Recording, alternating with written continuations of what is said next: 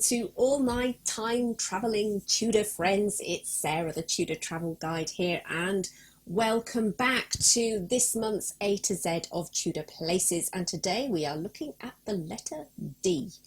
And in fact, we're going to be visiting one of the most recognisable landmarks in England that was visited by a number of key figures of the Tudor court, including Henry VIII, the Holy Roman Emperor Charles V, and indeed Anne of Cleves. And I am talking about the mighty Dover Castle in Kent. Now, there are a number of different areas and epochs that you might explore when you're visiting Dover Castle. However, in this video, we're going to be concentrating as ever on the buildings that are linked with royal Tudor history. But before we get into that, a snapshot of the origins of today's castle, which was built about 800 years ago. So Dover Castle was constructed in the 11th century as a defensive fortress, and it's perched high up on the top of Dover's famous white chalky cliffs. And it's an impressive sight, particularly if you're approaching England across the Channel. Now, it was defined in outline back in the late 12th and the early 13th centuries by an incredibly ambitious building project undertaken by the then King, Henry II. And he gave the castle its formidable central keep, which is as recognisable today as it would have been 800 years ago. However, by the 16th century, the accommodation at Dover had become outdated, and it was just too inconvenient in its layout to be used regularly by the king and court. The interiors were largely medieval, with 6-foot thick walls preventing any major redevelopment. But just as importantly, there were no extensive leisure facilities or fine gardens or hunting to be had that you might find, say, for example, at Greenwich or Hampton Court or Whitehall, which were the predominant Tudor residences in London at the time. So by the Tudor period, Dover Castle was most frequently used as a stopping off point on progress, or as lodgings for the royal family or important guests as they made their way between England and the continent. Now, several notable royal visitors came to Dover Castle during the Tudor period. Henry VIII himself certainly visited on more than one occasion. The Holy Roman Emperor Charles V also stayed there during his brief visit prior to the Field of Cloth of Gold happening in 1520. And perhaps the most interesting to me is that Dover Castle was the first place to accommodate Anne of Cleves overnight after she arrived in England at the end of December 1539. And it's also true to say that Anne Boleyn may well have also lodged there on her way to and back from her visit to Calais with Henry in 1532. Now, as one might expect from a medieval castle like Dover, the high status lodgings were located in the inner ward of the castle. Unfortunately, it's not always clear from the records exactly where the royal party lodged when staying at Dover, as by the 16th century there were two distinct possibilities. We'll take each of those in turn. So the first contender is the Great Tower, the Keep. And like many distinguished guests, including Charles V in that visit of 1520, the king or the queen could have been lodged in a suite of rooms inside Henry II's central keep. Now, the alternative range of lodgings was situated along the north-east side of the Inner Bailey, and these lodgings were connected to the keep by a covered passageway or pentis, which is well illustrated in Berra Bloch's drawing of Dover Castle, which you can see here. Now, first of all, let's talk about that dominant central keep. The square tower at the centre of the inner ward was several stories high, and the Queen's apartments were sited at the first floor level, and on the floor above were the King's rooms. The layout of those rooms within the keep are very similar to other castles that were built during the same epoch. So think the White Tower, the Tower of London, for example. Each floor comprised of two large vaulted chambers running side by side.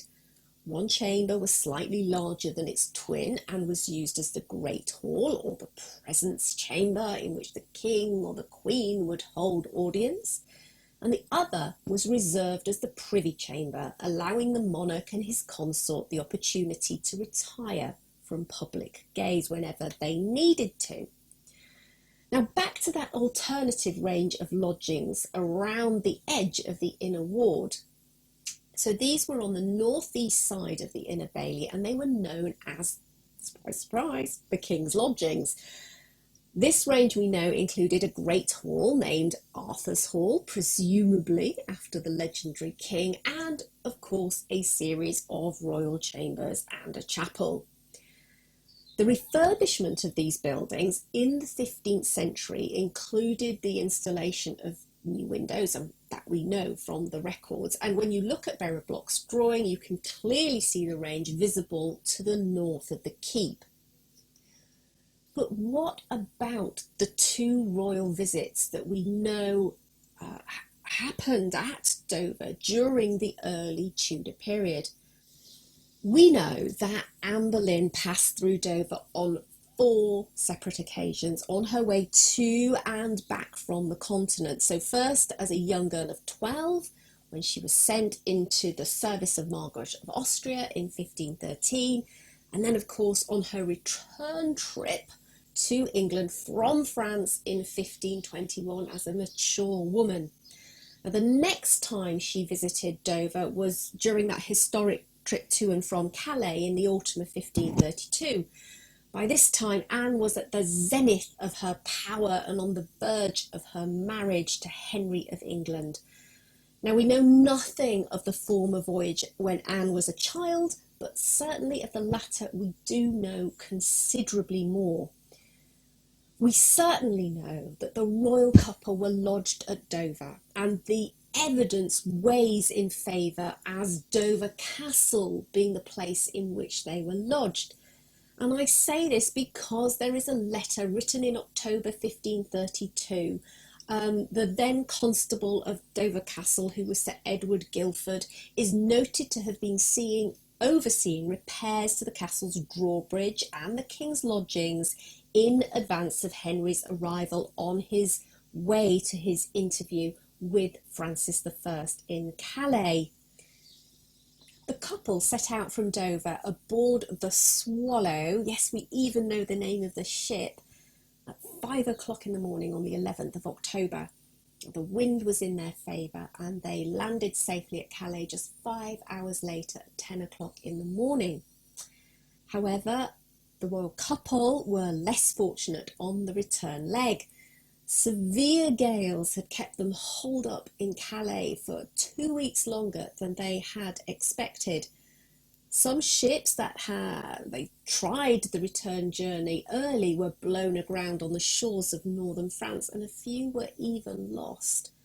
But eventually the winds abated and Henry and Anne boarded their ship at midnight on the 13th of November.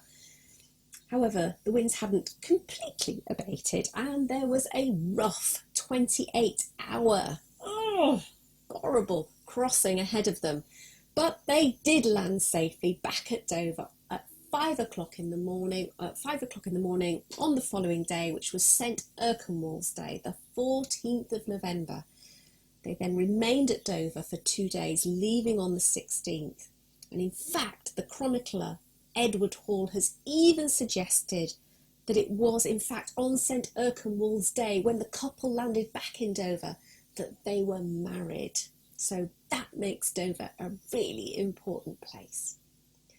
Now, most historians agree that the true date that Henry and Anne were married was the 25th of January 1533, but some have postulated that perhaps having consummated their relationship sometime during their confinement in the Exchequer in Calais, which was where they stayed, the two were finally betrothed after they arrived in England. And if so, did the ceremony take place at Dover Castle? Well, it's quite a romantic thought. And if this did indeed happen, Dover saw the first day as Anne being Henry's de facto wife and therefore Queen of England. Now we can fast forward 7 years to the latter part of 1539 to talk about our second royal visit. Thomas Cromwell was busy finalising arrangements for Henry VIII's marriage to Anne and overseeing preparations for her impending arrival in England. Henry's chief minister had enthusiastically promoted the match with the German princess, and so he had a vested interest in making sure that everything went to plan and no detail was overlooked. It's no surprise then that according to research conducted by Dr. Gordon Higgett, who is an independent architectural historian, that the longest recorded campaign of refurbishment works was undertaken by Henry VIII at Dover for the intended reception of Anne of Cleves in 1539. At that time, a crown of iron was erected over the king's lodgings in the keep. And again, if we look at Bearer Block's drawing of the castle from 1570, we can clearly see it visible. Anne arrived finally on English shores on Saturday the 27th of December of 1539. Now she stopped very briefly at Deal Castle, and we have records that the Lady Anne was accompanied by the Duke and Duchess of Suffolk, Sir Thomas Cheney, and a large number of knights, esquires and ladies who travelled by torchlight from Deal, a short distance down the coast, to Dover Castle. The Queen in waiting spent the following day and night at the castle, no doubt just recuperating and finding her land legs again, before moving on to Canterbury, where there was another grand reception, this time led by the Archbishop of Canterbury, Thomas Cranmer. The royal lodgings that once ran around the edges of the inner court, the king's lodgings, have sadly been largely lost. There's only a fragment of the Great Hall which remains in what now is an exhibition space. Most of the rest of those buildings were converted when the castle was turned into a barracks in subsequent centuries. However, the central keep remains, and the layout is exactly as it was when it was first built. And the key chambers at Dover had been beautifully renovated by English Heritage back in 2008, who in fact took them back to their original medieval glory. And if you visit today, you're likely to encounter wonderfully costumed interpreters from the period of Henry II, when the castle was first built. But there's no doubt about it, Dover Castle is an iconic building in English history, and it's got its fair slice of Tudor interest to explore. And that is why I have included in this A to Z episode of Tudor Places. But for the visitor, it is one of English Heritage's most popular and, may I say, most expensive places to visit. But if you're an overseas visitor, you can get overseas passes available. And if you want to find out how you save time and money on your trip, then you can check out my essential guide to saving time and money on your Tudor vacation, and just check out the card in the video to follow the link. This brings me to the end of my potted Tudor history of Dover Castle, but the A to Z wouldn't be complete without my own Tudor Rose rating. And of course, this is my own personal perspective based on a number of different factors.